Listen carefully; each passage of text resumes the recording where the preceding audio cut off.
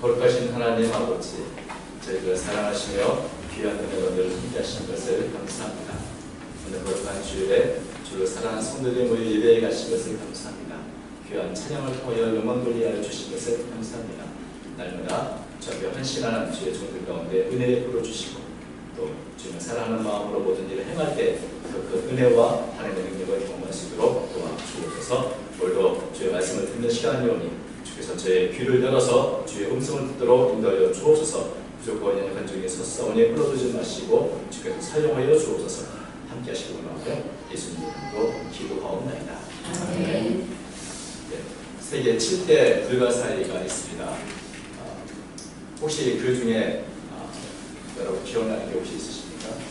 사람의 손으로 이루어낸 건축물 중에 참 이것은 정말 신비롭고 경이롭다, 이런 7가지의 건축물.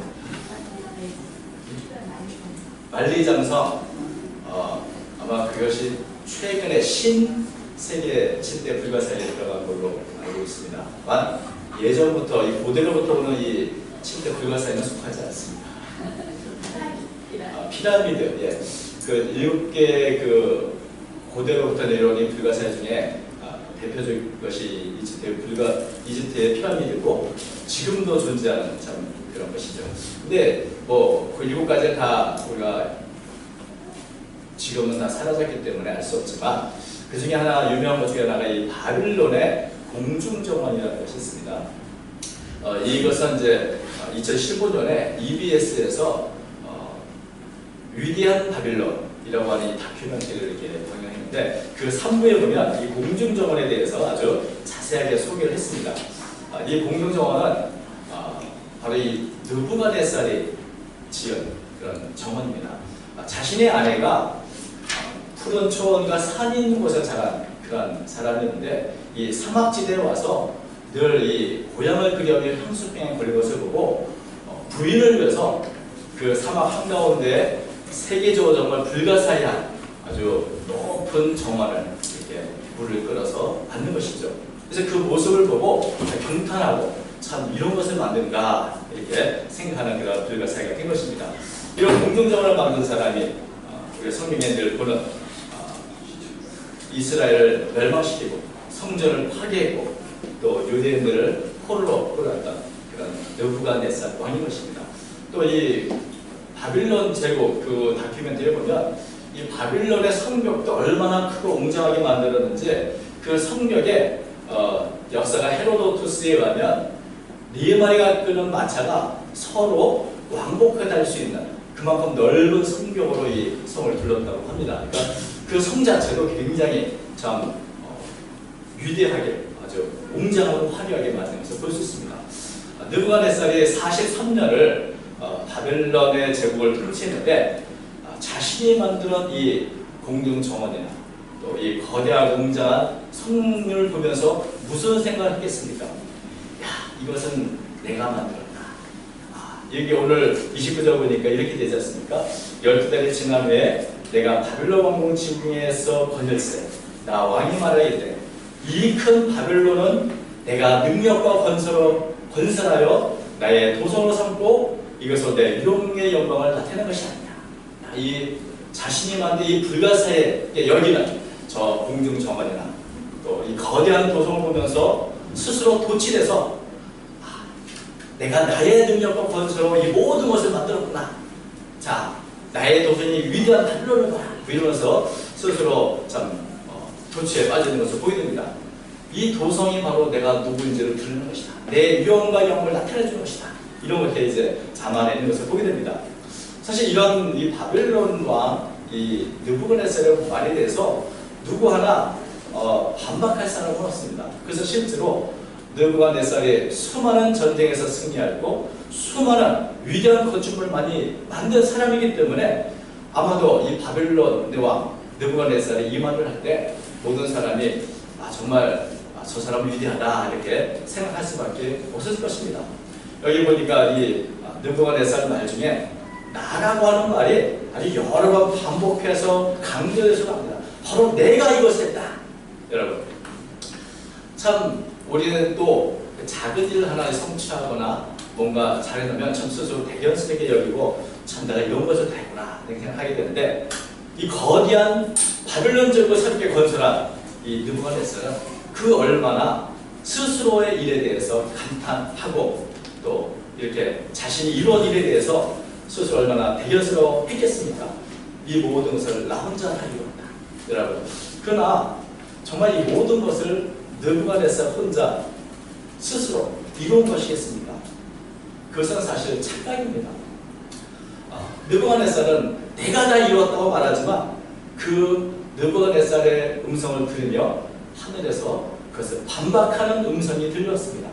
31절 보니까 이 말이 아직도 나 왕의 입에 있을 때 하늘에서 소리가 내리기를 느부갓네살 왕아, 네게 말하노니 나라의 왕이가 네게서 떠납니다. 네가 사람에게서 쫓겨나서 들짐승 중에 함께 살면서 소처럼 풀을 먹을 것이요, 이와 같이 7대를 지내서 지극히 높으신 이가 사람의 날 다스리며 자기의 뜻대로 그것을 누구에게든지 주시는 줄을 알기까지이라 한다. 느부갓네살이 내가 이뤘다고 말하는 그때 하늘에서는 음성이 나서 너희의 모든 것은 다 내가 준 것인데 내가 그것을 지금 다 잃어버리게 할 수 있다. 이런 경고의 또 이 심판의 메시지를 주신 것입니다. 느부갓네살은 내가 다 이뤘다고 말하지만 하나님은 내가 너한테 준 것이었다 이렇게 말씀하고 있는 것입니다. 하나님이 주시지 않으면 사람은 아무것도 이룰 수 없습니다. 그것을 느부갓네살은 알지 못했고 내가 다 이뤘다 착각할 때 하나님께서는 이 바빌론의 왕위도 내가 너에게서 떠나가게 할 것이고 네가 자랑하는 지혜와 총명도 떠나가게 할 것이고 너는 마치 짐승처럼 풀을 먹고 7년 동안 살게 될 것이다. 언제까지? 하나님이 이 모든 것을 주셨다는 고백이 나올 때까지. 이런 심판의 메시지가 들려왔던 것입니다. 근데 이 메시지는 사실 느부갓네살에게 새로운 이야기는 아니었습니다. 왜냐하면 바로 1년 전에 느부갓네살에게 바로 하나님께서 이런 경고의 메시지를 이미 예고하신 적이 그렇습니다.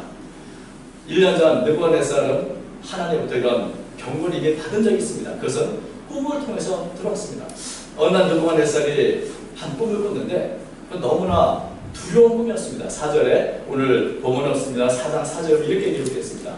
나 느부갓네살이 내 집에 편히 있으며 내 궁에서 평강할 때에 한 꿈을 꾸고 그로 말미암아 두려워했으니 곧 내 침상에서 생각하는 것과 머리에서 받은 환상으로 말미암아 범인하는 것. 성경에 아직 기록되기 전에 하나님께서는 때때로 꿈이나 이상으로 사람에게 하나님의 뜻을 나타내시고 경고의 메시지를 보내고 하셨는데 욥기서는 바로 이런 말씀 이렇게 기록하고 있습니다. 사람이 33장 15절 17절 보면 사람이 침상에서 졸며 깊이 잠들 때나 꿈에나 밤에 환상을 볼 때 그가 사람의 귀를 여시고 경고로서 들게 하시니 이는 사람에게 그의 행실을 버리게 하려 하시며 사람의 교만을 나으게 하십니다. 사람들이 낮에는 자기 일에 바쁘고 자기 생각이 많으니까 아무리 알려줘도 알아듣지 못합니다. 그럴 때 하나님은 사람들이 잠을 잘 때 꿈을 통해서라도 그의 경고의 메시지를 보내주신 것입니다. 하나님께서는 느부갓네살이 한 꿈을 꾸게 하셨는데 그 꿈을 통해서 경고해 주셨습니다. 그 꿈은 보통 꿈이 아니라 하나님의 경고의 메시지를 달게 되는 그런 특별한 꿈이었던 것입니다. 느부갓네살은 그 꿈을 꾸고 나서 꿈의 내용이 너무나 생생한데 도대체 그 꿈이 의미하는 바가 무엇인지 몰라서 불안해하고 또 무서워했습니다. 모든 참 위대한 전쟁을 승리로 이끈 느부갓네살이지만 꿈 하나 이렇게 꾸고 나서도 두려워하고 불안해한 사실은 연약한 사람인 것을 우리가 볼 수 있는 것입니다. 이렇게 불안해하고 두려워하는 이 꿈을 해몽한 사람이 바로 다니엘이었습니다. 이 느부갓네살이 어떤 꿈을 꿨는가 하는 것이 이제 4장 10절부터 17절까지 길게 나와 있는데 그 내용은 간략하게 말하면 이렇습니다. 땅의 중앙에 아주 거대한 나무가 있는데 잎사귀와 열매가 아주 무성하게 있습니다. 그래서 새와 들짐승들이 그 나무에 이렇게 속해서 그것을 누리고 있었습니다. 그럴 때 갑자기 하늘에서 거룩한 순례자가 내려와서 그 나무를 베어서 그릇되게만 남기고 또 잎사귀의 열매를 다 해쳐서 없애버리고 모든 짐승 다 내쫓아 버렸습니다. 그리고 짐승과 함께 7년을 보내며 지극히 높으신 이가 세상을 다신다 알 때까지 하겠다. 이런 다신다에서 알게 하겠다. 이런 메시지가 들려온 그런 꿈이었습니다. 다니엘의 이 꿈을 해몽하기를 이것은 하나님께서 느부갓네살에게 주시는 경고인데 이 거대한 나무 자체가 바로 느부갓네살 당신을 의미합니다. 그런데 스스로 위대하다고 생각하지만 하나님께서는 나무를 꺾으시고 베어버리고 나무와 열매 모든 것을 해쳐버리시고 그리고 모든 사람에게 쫓겨나게 하시고 이제 7년 동안 짐승 같은 삶을 살게 하실 수 있다는 것을 예고한 것이라 이렇게 해몽했습니다. 그리고 다니엘은 이런 하나님의 메시지를 마음으로 깊이 잘 새겨들다고 고면하면서 이렇게 말합니다. 다니엘의 마지막 27절에 보면 이렇게 경고를 하고 있습니다. 그런즉 왕이여 내가 아뢰는 것을 받으시고 공의를 행함으로 죄를 사하고 가난한 자를 긍휼히 여김으로 죄악을 사하소서. 그리하시면 왕의 평안함이 혹시 장구하리다 하리라.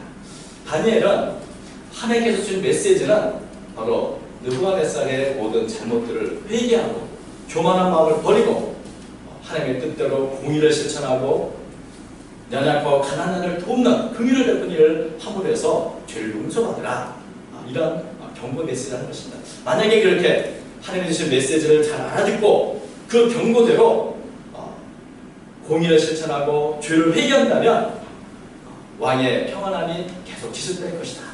그러나 만일 그렇지 않는다면 하나님의 경고는 경고로 끝나지 않을 것이고 이제 하나님의 심판이 임하게 될 것이다라는 이런 메시지를 했던 것입니다.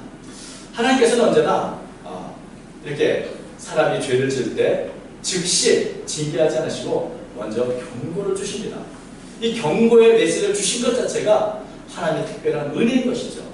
이 경고의 메시지를 잘 듣고 그때 우리가 회개하고 마음을 겸손히 하고 하나님께 용서하며 회개한다면 하나님은 우리에게 그 징계를 베푸지 않으실 것입니다. 경고는 그야말로 경고로 맞춰지게 되는 것입니다. 그러나 우리가 그 경고의 메시지를 들었을 때에도 그것을 깨닫지 못하고 여전히 자신의 죄악 가운데 머무른다면 경고는 경고로 끝나는 것이 아니고 경고는 드디어 하나님의 징계와 심판으로 나타나게 될 것입니다. 하나님께서는 이렇게 여러 경로를 통해서 모든 사람들에게 경고 메시지를 보내십니다. 그 경고를 알아듣는 사람의 복이 있는 것이죠. 근데 가끔 보면 하나님은 아무리 경고하시고 또 이런 징계 메시지를 전하여도 사람들은 하나님에 대한 이 경고 메시지를 알아듣지 못하고 또 지금 증거가 없다고 아주 담대하게 죄를 계속해서 머무르지 않고 죄를 짓는 것을 보게 되는 것입니다. 하나님이 주신 특별한 회개의 기회를 잡지 못하는 것입니다. 전도서 8장 11절 보면 악한 일에 관한 징벌이 속히 실행되지 아니하므로 인생들이 악을 행하는 데 마음이 담대하다. 하나님의 특별한 은혜의 경고와 회개의 기회를 무시하면 결국 하나님의 경고가 실행되어 징계를 자초하게 되는 것입니다. 이 특별한 경고를 받았던 이 느부갓네살도 마찬가지였습니다. 하나님은 꿈을 통해서 경고하셨고 또 다니엘을 통해서 회개를 촉구하셨지만 그리고 1년 동안 회개의 기간을 느부갓네살에게 주었습니다. 근데 그 1년 동안 느부갓네살은 아무런 변화가 없이 자신의 삶을 그대로 지속했고 여전히 교만한 마음으로 살아왔던 것입니다. 1년이 지난 후 여전히 느부갓네살은 자신이 모든 것을 행했다. 이 높은 왕궁의 궁정에서 그 지붕에서 이 자신이 만든 것을 보며 감탄할 때 이제 하나님께서 드디어 호련히 하나님의 경고를 실행하게 된 것입니다. 1년 동안의 기회를 느부갓네살은 결코 찾지 못했습니다. 그래서 갑자기 하나님의 심판이 호련히 이 느부갓네살에게 임하게 된 것입니다. 우리가 하나님이 주시는 이 회개의 기회, 은혜의 기회를 우리가 찾지 못하면 하나님의 심판이 언제 어떤 모습으로 호련히 우리에게 임할지도 모르는 것입니다. 3, 4절 말씀 보니까 바로 그때에 이 일이 느부갓네살에게 응함으로 내가 사람에게 쫓겨나서 소처럼 풀을 먹으며 몸이 하늘 이슬에 젖고 머리털이 독수털까지 자라고 손톱은 새 발톱까지 됩니다. 갑자기 느부갓네살의 자랑하는 지혜와 총명과 기억력이 다 사라져버렸습니다. 하루아침에 갑자기 정신착란증 같은 그런 의식장애가 느부갓네살에게 찾아온 것입니다. 사람이 참 똑똑하고 사람의 모든 것을 다 가졌다고 생각할지 모르지만 우리가 가진 모든 것은 사실은 하나님이 주신 것이고 어느 한순간 그 모든 것을 하나님이 다 앗아갈 수도 있는 것입니다. 그런 면에서 이 느부갓네살은 이 희귀한 이 정신질환을 앓게 된 것으로 보여지는 것입니다. 어떤 학자는 이 느부갓네살이 앓은 정신질환이 아주 희귀한 정신질환 중에 무한드로피라고 하는 병정이 있습니다. 이것은 자기 자신을 소라고 생각하는 그런 정신병인데 소와 같이 풀을 먹고 소처럼 살기를 원하는 그런 정신병인데 제가 이 희귀한 정신병들이 의외로 굉장히 많이 있더라고요. 그러니까 이 느부갓네살은 아주 심각한 의식장애로 인해서 정상적인 삶을 살 수가 없게 된 것입니다. 하루아침에 그 위대한 제국의 대왕이 정말 짐승과 같은 삶을 살게 되는 것입니다. 자기 자신을 스스로 돌볼 수 없어서 몸도 마음도 피폐한, 그래서 왕자를 계속 지속할 수도 없고 들러다니며 풀 먹으며 짐승 같은 모습으로 살게 된 것입니다. 아무리 거대한 권력을 갖고 또 아무리 똑똑하고 아무리 그렇게 스스로를 자만하며 살다가도 어느 날 하루아침에 모든 것을 잃을 수도 있는 것이 바로 인간의 모습인 것입니다. 사실 이런 모습은 우리 주변을 살펴보아도 종종 많이 찾아볼 수 있는 것입니다. 큰 권세를 자랑했던 사람들이 하루아침에 가장 비참한 자리에 떨어지는 이 모습들 우리 역사 안에서 많이 찾아볼 수 있고 우리 주변에도 지금도 많이 볼 수 있는 그런 일입니다.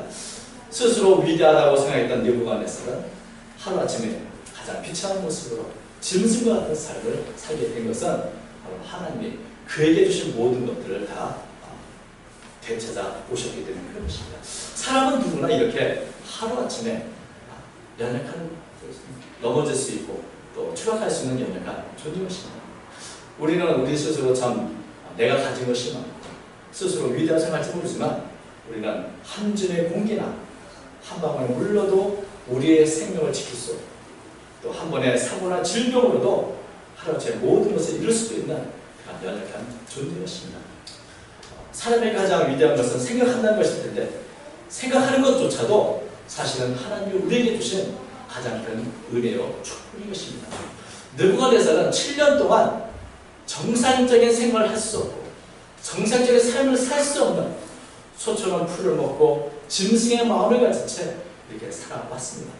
느부갓네살의 이 징계하는 이 기간, 7년의 기간인데 느부갓네살은 이런 기간을 지나면서 자신이 가졌던 모든 권세, 자신이 가졌던 이런 총명함, 이 모든 것이 사실은 나의 것이 아니고 지극히 높으신 이가 내게 주신다는 그것을 철저하게 가슴 깊이 깨닫게 된 것입니다.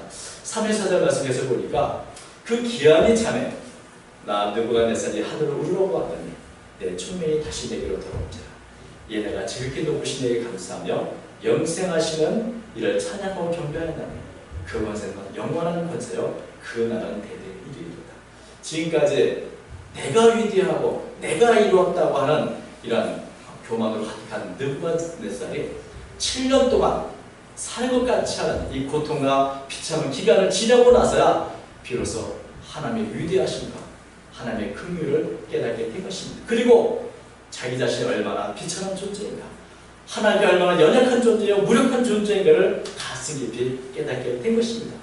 이 7년의 기간 동안 느부갓네살은 하나님을 알게 되었습니다. 여기 보면 하늘을 우러러 보았다 이렇게 말하고 있는데 이 하늘을 우러러 보았다는 표현이 단지 위에 있는 하늘을 쳐다보았다는 말은 아닌 것입니다.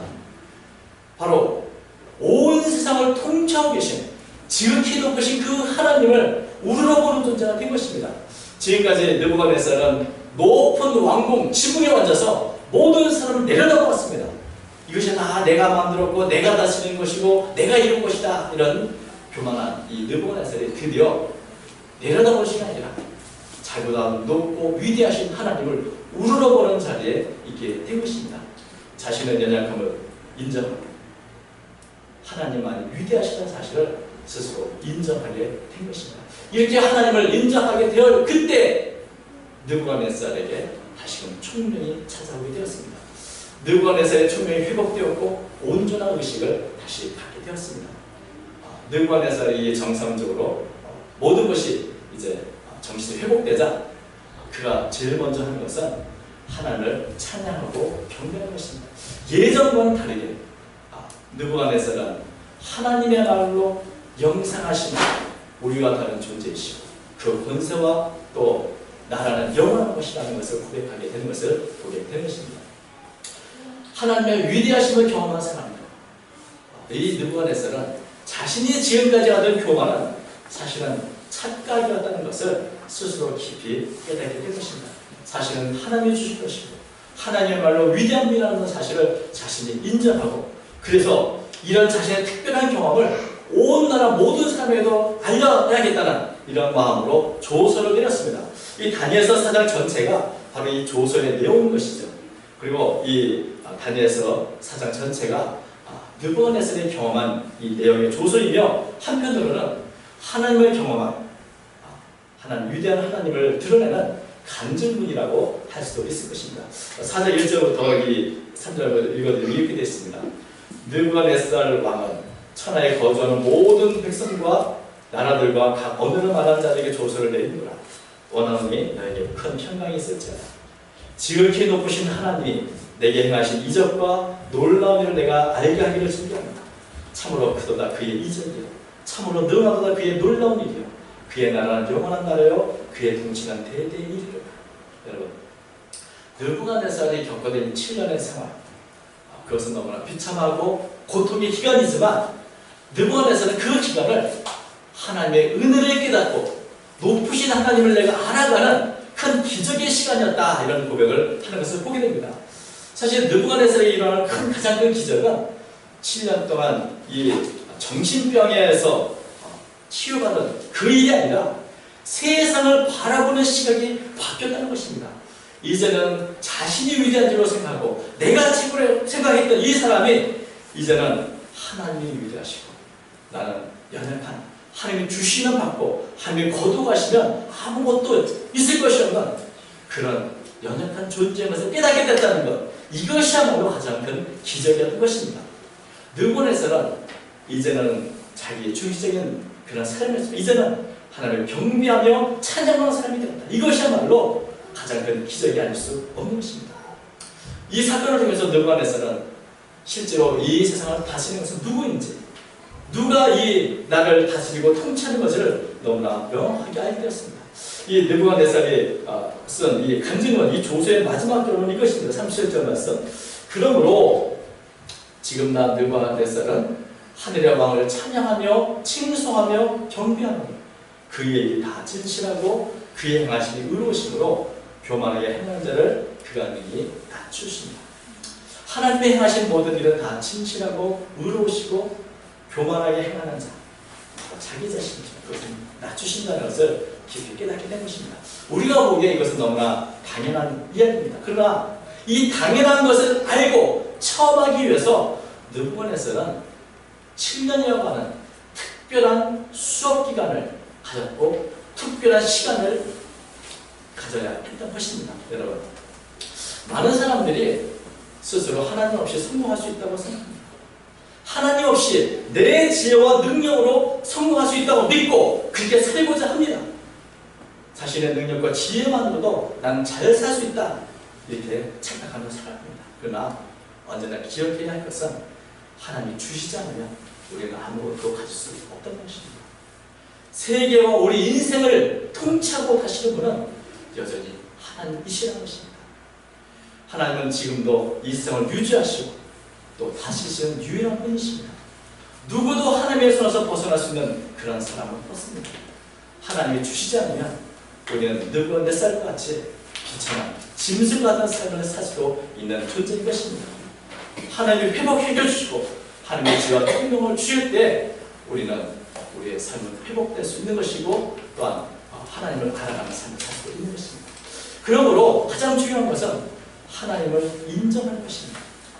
하나님을 인정하는 삶이야말로 우리 사람의 본분이고 가장 지혜로운 삶인 것입니다. 잠언서 3장 5절부터 6절 이렇게 말씀합니다. 너는 마음을 다하여 여호와를 의뢰하고 내 명철을 의지하지 말라. 너는 범사의 그를 인정하라. 그리하면 네 길을 지도하시리라.